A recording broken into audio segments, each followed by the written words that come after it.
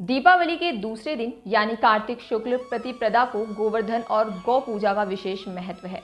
आज गोवर्धन पूजा का पावन पर्व है। मान्यता है कि इस दिन गाय की पूजा करने से घर में सुख समृद्धि आती है। आज गोवर्धन पूजा के साथ भगवान विश्वकर्मा की भी पूजा की जाएगी।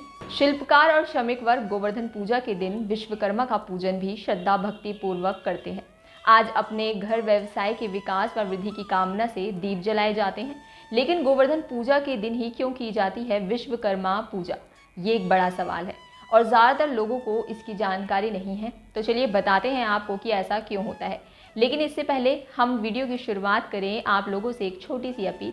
अगर आपने हमारे चैनल को सब्सक्राइब नहीं किया है तो कर ले, ताकि हर छोटी बड़ी जानकारी आप तक पहुँचती रहे। तो सबसे पहले बताते हैं आपको कि क्यों होती है भगवान विश्वकर्मा की पूजा।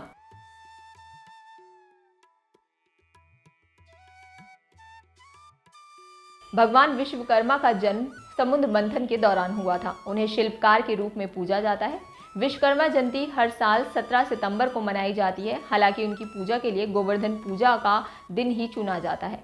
माना जाता है कि दोनों पूजा एक ही दिन करना बहुत ही शुभ होता है। यही कारण है कि हर कोई इन दोनों पूजा के लिए दिवाली के अगले दिन का चुनाव करता है। और वहीं देश के कुछ हिस्सों में साल में 2 बार विश्वकर्मा भगवान की पूजा की जाती है। भगवान विश्वकर्मा को देवताओं के वास्तुकार माने गए हैं। इन्हें यांत्रिक विज्ञान तथा वास्तुकला का जनक भी कहा जाता है। फैक्ट्री आदि में काम करने वाले मजदूर, मिस्त्री, कारीगर, शिल्पकार, फर्नीचर बनाने वाले, मशीनों पर काम करने वाले लोग गोवर्धन पूजा के दिन मशीनों, औजारों आदि की साफ सफाई करते हैं और श्रद्धा पूर्वक भगवान विश्वकर्मा का पूजन किया जाता है। आपने ये तो जान लिया कि विश्वकर्मा भगवान और गोवर्धन पूजा एक साथ क्यों मनाई जाती है। अब आप ये भी जान लीजिए कि गोवर्धन पूजा क्यों की जाती है। इसके पीछे एक बेहद दिलचस्प पौराणिक कथा बताई जाती है। पौराणिक कथा के अनुसार भगवान श्री कृष्ण ने इंद्र का अभिमान चूर करने के लिए गोवर्धन पर्वत को अपनी छोटी उंगली पर उठाकर संपूर्ण गोकुल वासियों की इंद्र के कोप से रक्षा की थी। इंद्र के अभिमान को चूर करने के बाद भगवान श्री कृष्ण ने गोकुल वासियों से कहा था कि कार्तिक शुक्ल प्रतिपदा के दिन 56 भोग बनाकर गोवर्धन पर्वत की पूजा करें।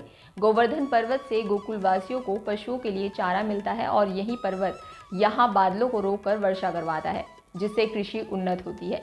इसलिए गोवर्धन की पूजा की जानी चाहिए। तभी से गोवर्धन पूजा के दिन अन्नकूट बनाकर गोवर्धन पर्वत और भगवान श्री कृष्ण की पूजा करने का विधान है। वहीं एक अन्य धार्मिक मान्यता के अनुसार आज के दिन अन्नकूट इसलिए मनाया जाता है क्योंकि इंद्र के प्रकोप से गोकुलवासियों को बचाने के लिए जब कान्हा ने गोवर्धन पर्वत को अपनी छोटी उंगली पर उठाया, तब गोकुलवासियों ने 56 भोग बनाकर श्री कृष्ण को भोग लगाया था। इससे प्रसन्न होकर श्री कृष्ण ने गोकुलवासियों को आशीर्वाद दिया था और वह गोकुलवासियों की रक्षा करेंगे। आपको यह जानकारी कैसी लगी हमें कमेंट बॉक्स में ज़रूर बताएं। बाकी इसी तरह की और तमाम जानकारी के लिए आप बने रहिए द फ्रीडम न्यूज़ के साथ। आप सभी को द फ्रीडम न्यूज़ की ओर से विश्वकर्मा दिवस और गोवर्धन पूजा की हार्दिक शुभकामनाएं।